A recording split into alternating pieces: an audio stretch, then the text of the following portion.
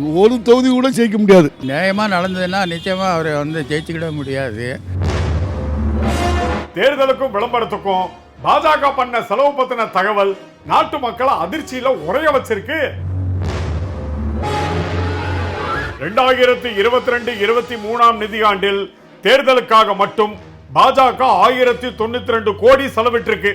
அதே நிதியாண்டுல காங்கிரஸ் கட்சி 192 கோடி மட்டும்தான் தேர்தலுக்காக செலவிட்டிருக்கு. அடேங்கப்பா, காங்கிரஸை விட கிட்டத்தட்ட 10 மடங்கு அதிகமா பாஜக செலவு பண்ணிருக்கு. இது எல்லாமே பாஜக கணக்குல காட்டின வருமானம். கணக்கு காட்டாம எத்தனாயிரம் கோடி ரூபாய் சொத்து சேர்த்திருக்காங்கன்னு தெரியலையே. திமுக எம்பி கனிமொழி அவர்கள் பிரதமர் மோடி குஜராத் முதலமைச்சராக இருந்தப்ப பேசின வீடியோவை பகிர்ந்து தரமான சம்பவம் ஒண்ணு பண்ணிருக்காங்க.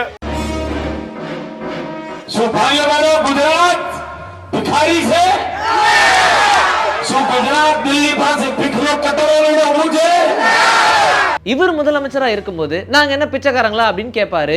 இப்ப மத்தவங்களை பிச்சைக்காரங்க மாதிரி நடத்துவாரா?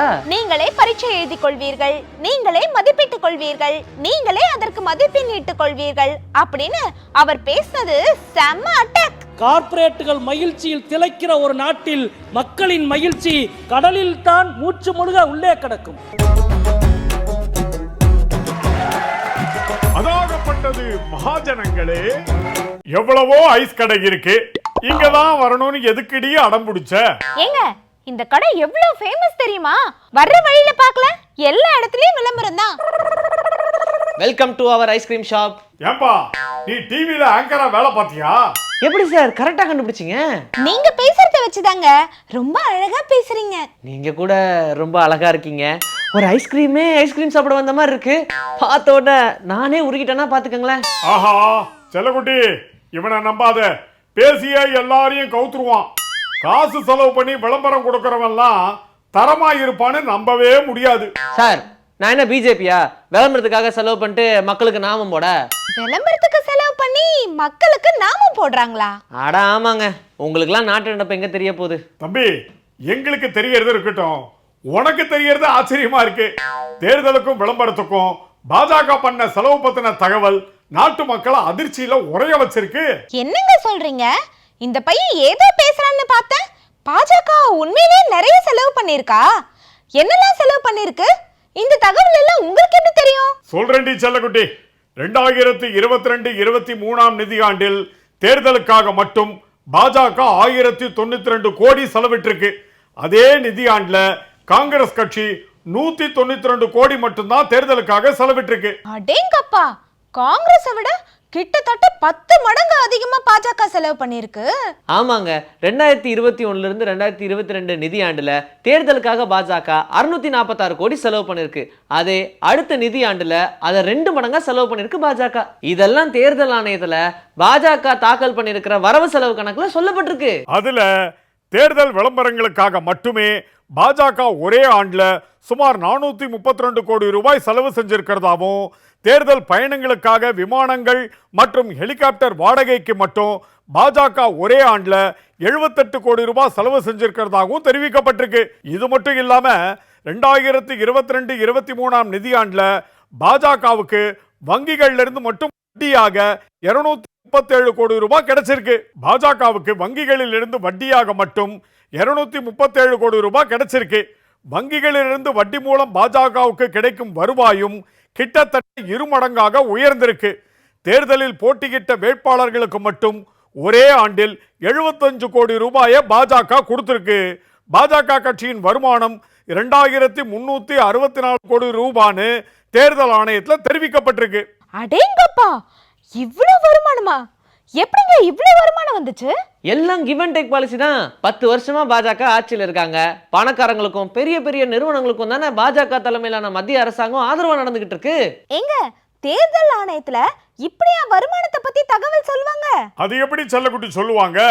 தேர்தல் ஆணையத்தில் அவங்க கொடுத்திருக்கிற தகவல் படி பாஜகவுக்கு கிடைச்ச 54% வருவாய், அதாவது 1120 கோடி ரூபாய் தேர்தல் பத்திரங்கள் மூலம் மட்டுமே கிடைச்சிருக்கு. பழைய செய்தித்தாள் விற்பனை மூலம் 2021-22 விட 2022-23 சுமார் 10 மடங்கு அதிகமா பாஜகவுக்கு வருவாய் கிடைச்சிருக்கு. பழைய செய்தித்தாள் விற்ற லாபம் 10 மடங்கு அதிகரித்த அதே நேரத்தில் புதிய செய்தித்தாள் வாங்கிய செலவு 6 லட்சம் குறைஞ்சிருக்கு. காங்கிரஸ் கட்சிக்கு எவ்வளவு வருமானம் வந்திருக்கு? அதை நான் சொல்றேன். 2022-23ல காங்கிரஸ் கட்சிக்கு 452 கோடி ரூபாய் மட்டுமே வருவாய் கிடைச்சிருக்கிறதா தேர்தல் ஆணையத்துல தகவல் அளிக்கப்பட்டிருக்கு. நீங்க சொல்ற மாதிரி பெரும் முதலாளிகளுக்கும் பெரும் நிறுவனங்களுக்கும் ஆதரவா மத்திய பாஜக அரசாங்கம் இந்த 10 ஆண்டு காலமா செயல்பட்டு வந்திருக்கு. இதுல இன்னொரு விஷயத்தையும் நாம பார்க்கணும். பொதுத்துறை நிறுவனங்களை அடிமாட்டு விலைக்கு மத்திய பாஜக அரசாங்கம் விற்பனை பண்ணுதுன்னு சொல்றாங்கல்ல, அதுக்கான விலையையும் பாஜக இப்படி வருமானமா வாங்கியிருக்கும் போல இருக்கு. நீங்க சொல்ற மாதிரியான குற்றச்சாட்டை பலரும் முன்வைக்கிறாங்க. ஆனா எல்லாரும் ஒரு விஷயத்த மறந்துடுறாங்க. இது எல்லாமே பாஜக கணக்குல காட்டின வருமானம். கணக்கு காட்டாம எத்தனாயிரம் கோடி ரூபாய் சொத்து சேர்த்திருக்காங்கன்னு தெரியலையே. ஆமாங்க, இதெல்லாம் யோசிக்க வேண்டிய விஷயம்தான்.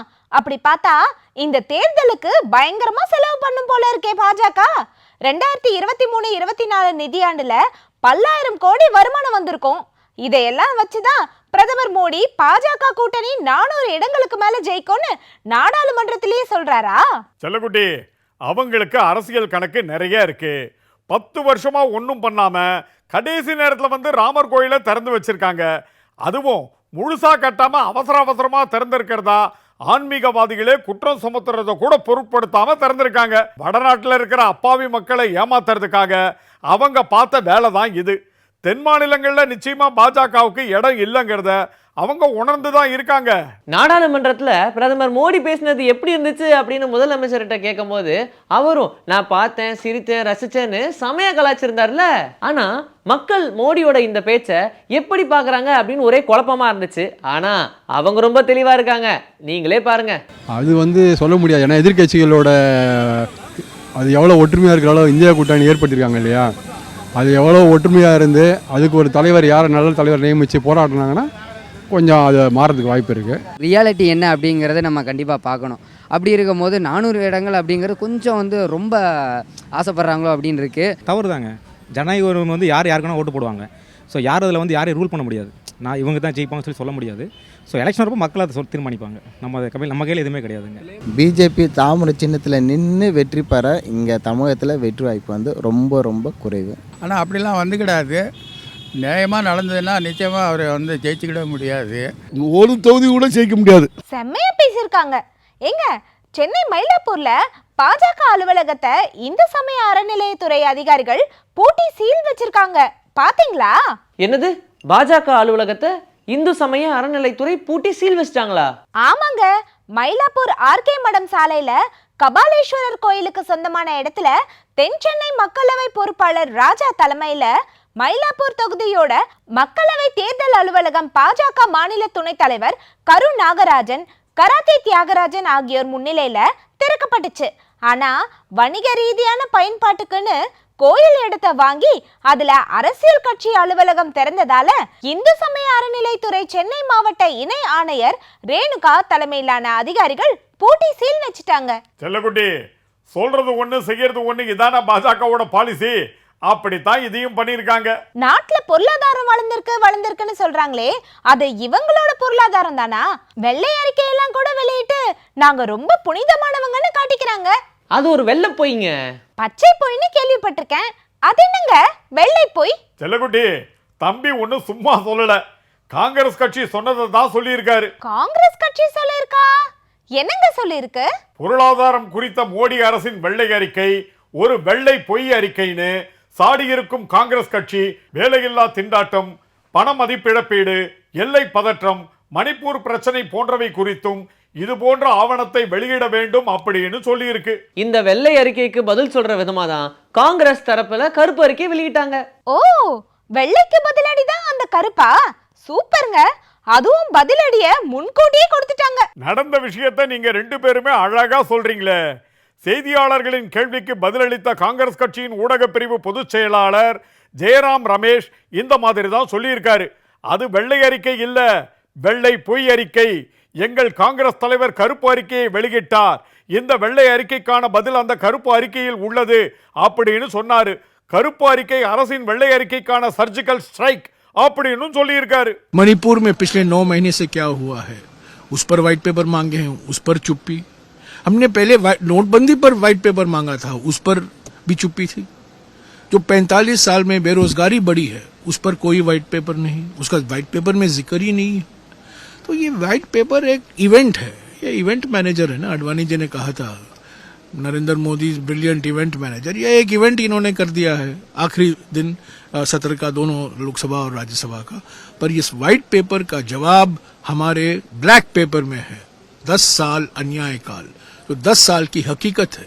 प्रधानमंत्री अमृत काल की सुनहरी सपने सबको दिखा रहे हैं, पर हकीकत 10 साल अन्याय काल का है। இந்த வெள்ளை அறிக்கை பத்தின விவாதத்துல கலந்துகிட்டு பேசின நாடாளுமன்ற உறுப்பினர் சு வெங்கடேசன் அவர்கள் வெளுத்து வாங்கியிருக்காரு பாத்தீங்களா. நிகழ்காலத்திற்கு அஞ்சி நாட்டை கடந்த காலத்திற்குள் புதைச்சிட்டாங்க அப்படின்னு பேசியிருக்காரு. மார்க்சிஸ்ட் கம்யூனிஸ்ட் கட்சி எம்பியான சு வெங்கடேசன் தானே, சூப்பரா பேசியிருக்காரு. நிகழ்காலத்துக்கு அஞ்சி கடந்த காலத்திலே வாழ்வார்கள்.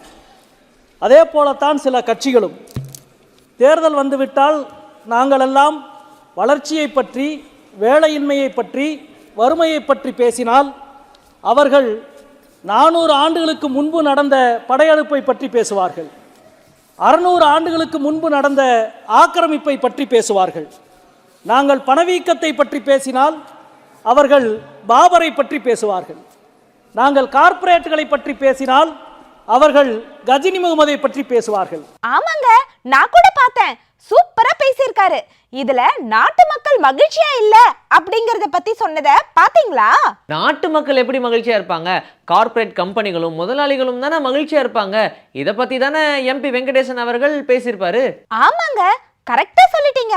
தனிநபர் சராசரி வருமானம் உலகத்தில் 142வது இடத்துல இந்தியா இருக்கு. மனிதவள குறியீட்டுல 132வது இடத்துல இந்தியா இருக்கு. மகிழ்ச்சி குறியீட்டுல 136வது இடத்துல இந்தியா இருக்கு. கார்ப்பரேட்டுகள் மகிழ்ச்சியில் திளைக்கிற ஒரு நாட்டுல மக்களின் மகிழ்ச்சி கடலினுள் தான் மூச்சு மூழ்க உள்ளே கிடக்கும். எனவேதான் இந்தியா உலகின் மகிழ்ச்சி குறியீட்டில் 136வது இடத்தில் இருக்கிறது அப்படின்னு சொன்னாரு. தனிநபர் சராசரி வருமானம் உலகத்தில் 142வது இடத்தில் இந்தியா இருக்கிறது. மனிதவள குறியீட்டில் 132வது இடத்தில் இந்தியா இருக்கிறது. மகிழ்ச்சி குறியீட்டில் 136வது இடத்தில் இந்தியா இருக்கிறது. கார்ப்பரேட்டுகள் மகிழ்ச்சியில் திளைக்கிற ஒரு நாட்டில் மக்களின் மகிழ்ச்சி கடலில் தான் மூச்சு முழுக உள்ளே கிடக்கும். நீங்களே பரீட்சை எழுதி கொள்வீர்கள், நீங்களே மதிப்பிட்டுக் கொள்வீர்கள், நீங்களே அதற்கு மதிப்பெண் இட்டுக் கொள்வீர்கள் அப்படின்னு அவர் பேசினது செம்ம அட்டாக். ஆமாங்க, இவங்களே தான் மார்க் போட்டுக்கிறாங்க. இன்னும் சொல்ல போனா மக்களுக்கு எவ்வளவு செலவு பண்ணணும் அப்படின்னு சொல்றதுக்காகவே இவங்க அதிகமா செலவு பண்ணுவாங்க. ஆமா தம்பி, இவங்களை யாரும் கேள்வி கேட்க கூடாது.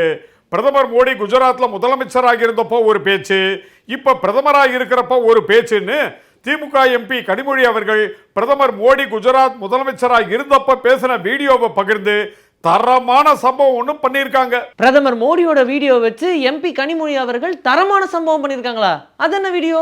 குஜராத் முதலமைச்சராக இருந்தப்போ இன்றைய பிரதமர் மோடி மத்திய அரசின் வரி பகிர்வை கண்டித்து ஆவேசமாக பேசிய காணொலியை திமுக நாடாளுமன்ற உறுப்பினர் கனிமொழி தனது எக்ஸ் சமூக வலைதளத்தில் பதிவிட்டிருக்காங்க. Once upon a time CM now PM என்ற கேப்ஷனோடு வீடியோவை பதிவிட்டிருக்காங்க. அதுல பேசும் மோடி, ஒவ்வொரு ஆண்டும் குஜராத் மாநிலம் மத்திய அரசுக்கு ரூபாய் 60,000 கோடியை வரியாக கொடுக்கிறது. அதற்கு ஈடாக மத்திய அரசு என்ன திரும்ப தருகிறது?